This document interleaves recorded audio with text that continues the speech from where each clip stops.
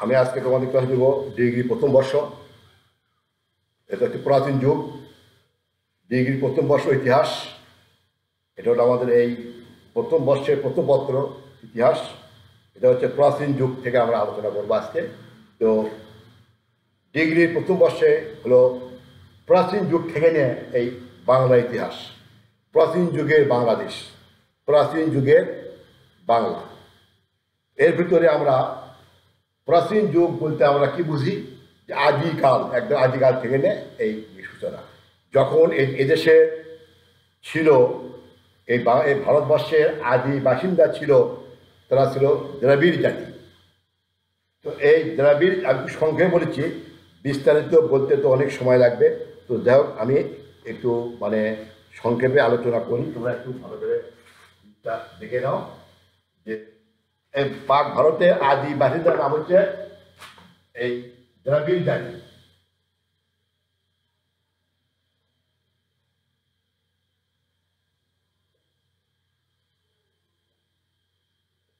দ্রাবিড় জাতি এখন এই বিভিন্ন দেশে, এই সেন্ট্রাল এশিয়া, মধ্য এশিয়া, কিরগিজস্তান, এর অঞ্চল থেকে এক শ্রেণীর লোক, তারা নিজ দেশে তারা খাদ্যের অভাব, বাসস্থানের অভাব, বিভিন্ন কারণে ওই অঞ্চল লোকজন এই পাক ভারতে তারা আসলো। যেগুলো পাক ভারতে প্রচুর জায়গা জমি, জনসংখ্যা কম, খাদ্য বেশি, ধন সম্পদে পরিপূর্ণ দেশ। তারা এই ধন সম্পত্তির লোভে এবং খাদ্য অন্বেষণে তারা ভারতবর্ষে আসলো। এর ভেতরে এক নম্বর ছিল আর্য জাতি। এই আর্য জাতি যখন পাক ভারতে এসে বসবাস স্থাপন করলো, তখন এই তারা হলো আর্য। আর এক জাতি ছিল এই দ্রাবিড় জাতি। পাক ভারতের যে আদি বাসিন্দা, তাদের বলা হয় অনার্য। পাক ভারতের আদি বাসিন্দা হলো অনার্য, আর যারা বহিরাগত যারা আসলো তারা হচ্ছে আর্য। তো এই আর্য অনার্যের একটা সংঘর্ষ, আমি সংক্ষেপে বলেছি। বহিরাগত আর্যদের সঙ্গে এই দ্রাবিড় জাতির একটা সংঘর্ষ বাধ্য। আচ্ছা, এই সংঘর্ষে আদি বাসিন্দা দ্রাবিড়েরা পরাজিত হলো। পরাজিত হওয়ার ফলে তারা বন জঙ্গলে আশ্রয় নিল ভয়তে। আর কিছু কিছু আদি বাসিন্দা বা দ্রাবিড়েরা তারা তাদের বশ্যতা স্বীকার করল আর্যদের, এবং আর্যরাই ভারতবর্ষে স্থায়ীভাবে বসবাস করল। আর্যরা ছিল লম্বা ফর্সা, আর আদি বাসিন্দা যারা ছিল এই দ্রাবিড় বা অনার্য, তারা ছিল খাটো, কালো এবং নাক চ্যাপ্টা। আর আর্যরা ছিল লম্বা ফর্সা। তারা যখন স্থায়ীভাবে দেশে তারা বসবাস করা শুরু করলো, করার ফলে এদের ভিতরে একটা বৈবাহিক সম্পর্ক স্থাপন হলো। আর্য আর অনার্য বৈবাহিক সম্পর্ক স্থাপন হলো। এই বৈবাহিক সম্পর্ক স্থাপন হওয়ার ফলে দেখা গেল যে কিছু সংখ্যক সন্তান, কেউ লম্বা, কেউ খাটো, কেউ কালো, কেউ ফর্সা, নানান ধরনের হয়ে গেল। কারণ আর্যরা ছিল লম্বা ফর্সা, আর আদি বাসিন্দা ছিল দ্রাবিড়, তারা ছিল খাটো, কালো। এই যে বাপ মায়ের মিশ্রণে সন্তানও কেউ কেউ বারো মায়ের মতো, কেউ ফর্সা, কেউ লম্বা, খাটো, নানান ধরনের। যেরকম বর্তমানে আমাদের বাংলাদেশে বা ভারতে দেখবে যে বিভিন্ন জাতির লোক একই মায়ের পেট থেকে হয়েছে, কেউ ফর্সা, কেউ কালো, কেউ খাটো, কেউ লম্বা। কী কারণ হচ্ছে, এই আমাদের এই বাঙালি জাতির রক্তে আছে, বিভিন্ন জাতির রক্তের সংমিশ্রণে আমরা গঠিত। হ্যাঁ, এক বলা হয় যে বাঙালি শঙ্কর জাতি, এরা বিভিন্ন জাতির রক্তে এদের ভিতরে রক্তের ভিতরে আছে। এর ভিতরে আছে আর্য, শোক, হান, আরব, ইরান, ইংরেজ, বিভিন্ন জাতির রক্তের ভিতরে আছে, যার ফলে এই লোকজন বিভিন্ন ধরনের হয়ে গেছে। এক বলা হয় বাঙালি শঙ্কর জাতি। আচ্ছা, এখন দেখো, এই যে আর্যরা যে ভারতবর্ষে বসবাস করা শুরু করে দিল, এবং তাদের সামাজিক, অর্থনৈতিক, ধর্মীয়, সামাজিক তাদের একটা জীবন গড়ে উঠলো, তাদের একটা সমাজ গড়ে উঠলো, তাদের একটা রাষ্ট্র এখানে গড়ে উঠল।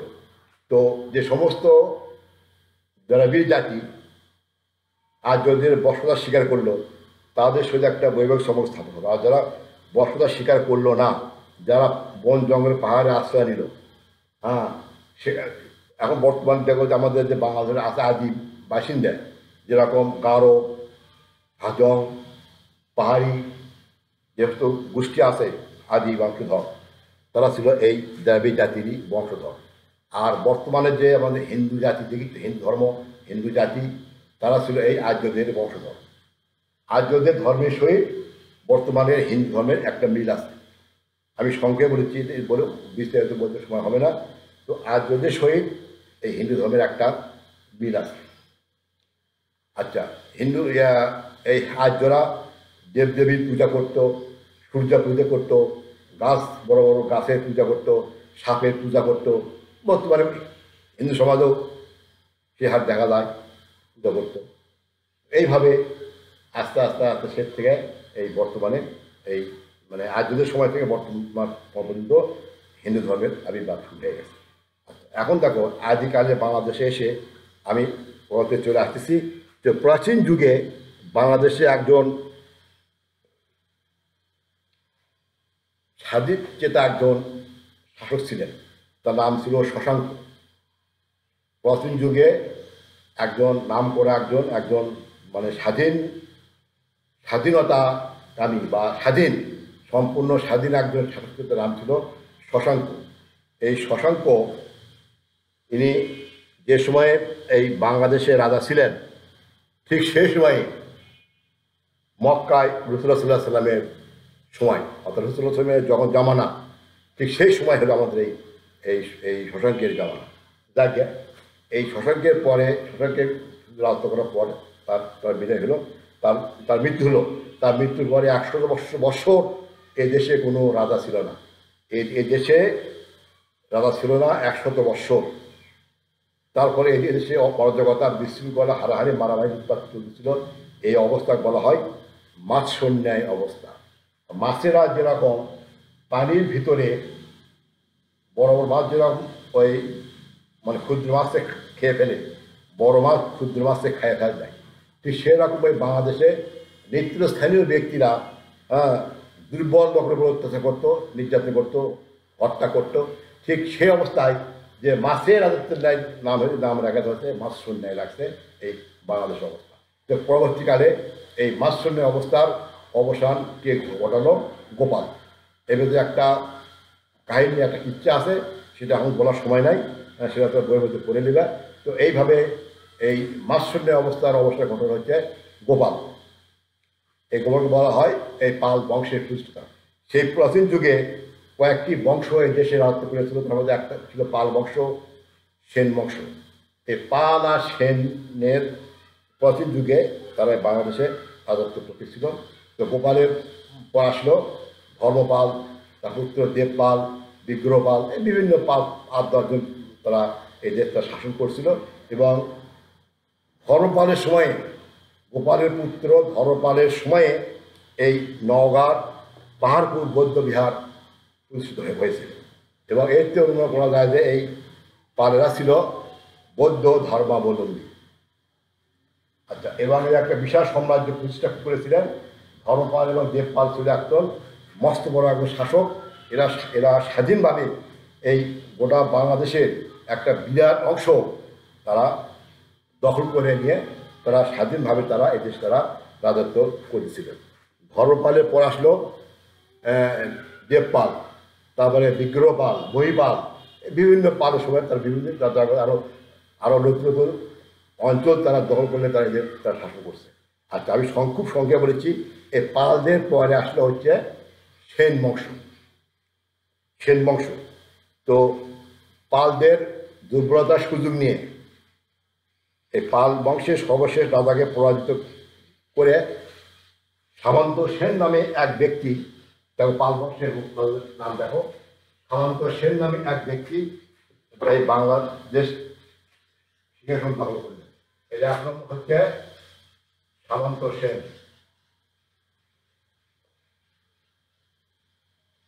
সামন্ত সেন 2 নম্বর, হেমন্ত সেন, সামন্ত সেন, হেমন্ত সেন, 3 নম্বর হচ্ছে বিজয় সেন, 4 নম্বর হচ্ছে বল্লাল সেন, আর 5 নম্বর হচ্ছে লক্ষণ সেন।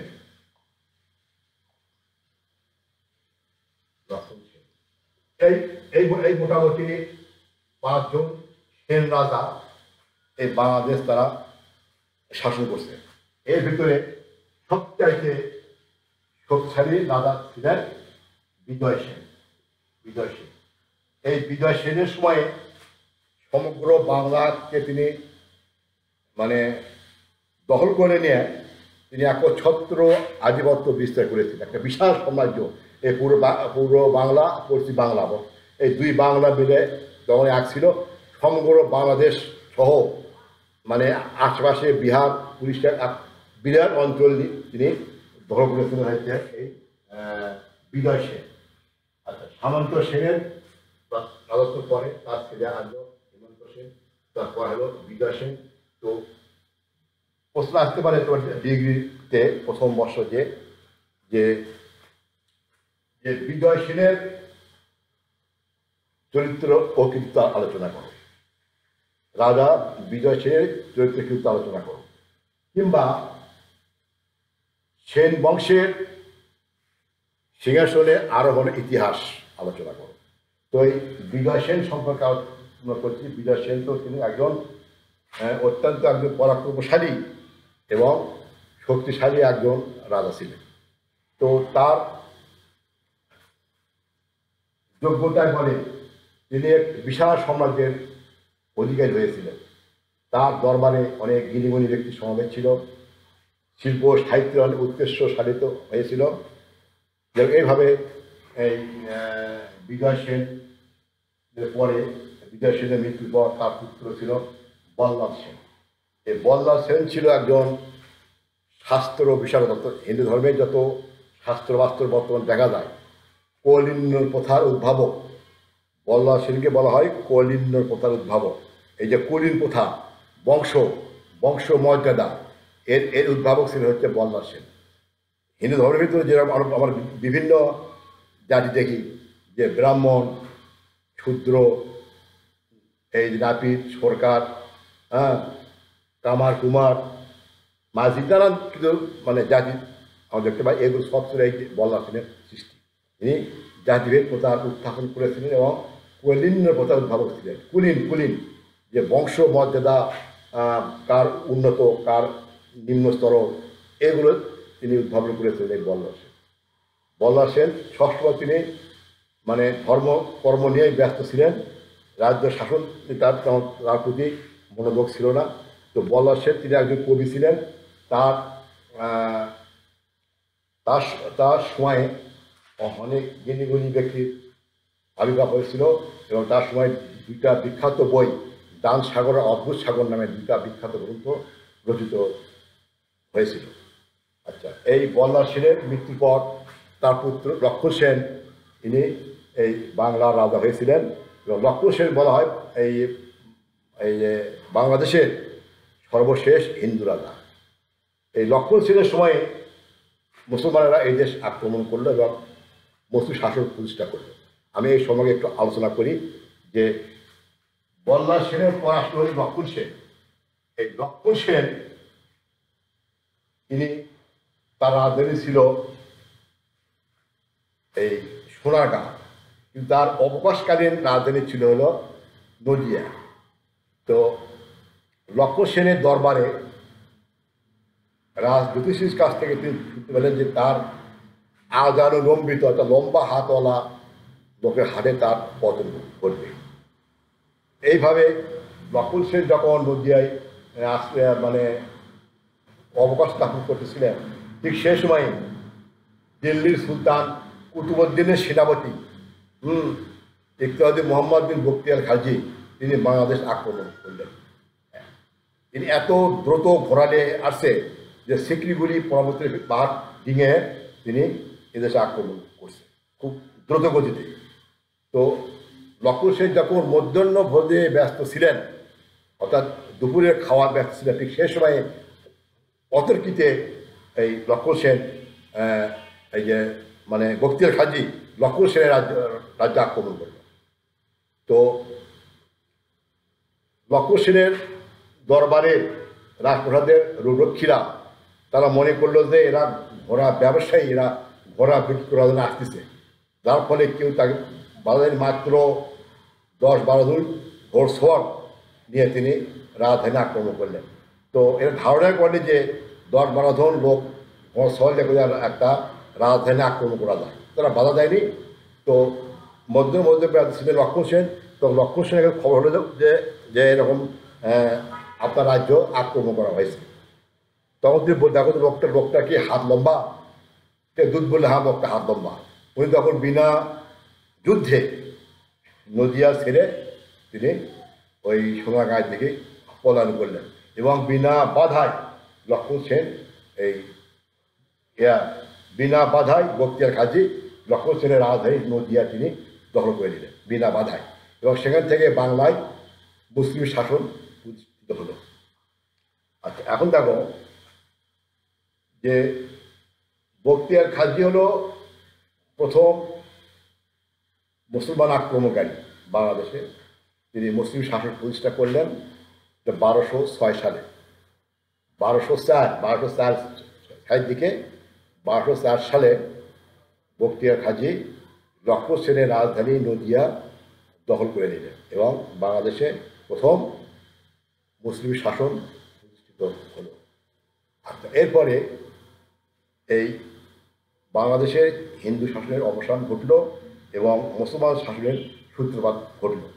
আচ্ছা, বখতিয়ার খালজির পরে এদেশে আরও অনেক মানে মানে মুসলিম শাসক তারা রাজত্ব করছে। এর ভিতরে আছে যে মনে করো যে শামসুদ্দিন ইলিয়াস শাহী বংশ, আলাউদ্দিন হোসেন শাহী বংশ, ইলিয়াস শাহী বংশ, এবার কয়েকটা বংশ তারা এই দীর্ঘদিন 500-700 বছর তারা বাংলাদেশ তারা শাসন করছে এবং বাংলাদেশকে উন্নত শিক্ষা দীক্ষা সাহিত্য দিক দিয়ে সর্বোচ্চ স্তরে এরা উপনীত করে নিয়েছিল, আরোহণ করে বাংলাদেশকে। তখন বাংলাদেশে এত সম্পদ ছিল যে সে সময়ে ইবনে বতুতা তিনি এই বাংলাদেশ সফরে ছিলেন একজন ভ্রমণকারী, আফ্রিকার তুষ নগরে এক ভ্রমণকারী ইবনে বতুতা তিনি বাংলাদেশে এসে বাংলাদেশের এই সুলতানদের অনেক ভূয়সী প্রশংসা করে গেছেন যে তাদের সুযোগ্য নেতৃত্বে বাংলাদেশ অনেক উন্নত, অর্থনৈতিক দিক দিয়ে সর্বদিক দিয়ে অনেক উন্নত দেশে তারা পরিণত করছে এবং সুখী সমৃদ্ধ দেশ, জনগণ খুব সুস্বাচ্ছন্দ্যে বসবাস করেছে। মানুষ এত সম্পদশালী ছিল যে মানুষ সোনার থালে ভাত খাচ্ছে, সোনার থালে ভাত খাচ্ছে, চোর ডাকাত ছিল না। কারণ চোর ডাকাত তখন হয় যখন মানুষের থাকে অভাব, তখন মানুষ চুরি করে, কিন্তু কোনো ব্যক্তির মানে ধন সম্পদের অভাব ছিল না, প্রচুর ধন সম্পদ ছিল এবং এরা তার ফলে কোনো চোর ডাকাত ছিল না। মানুষ ঘরের দরজা খুলে রাখলেও কোন দিন চুরি হয়নি, এত সুখ স্বাচ্ছন্দ্যে মানুষ তখন বসবাস করতেছিল।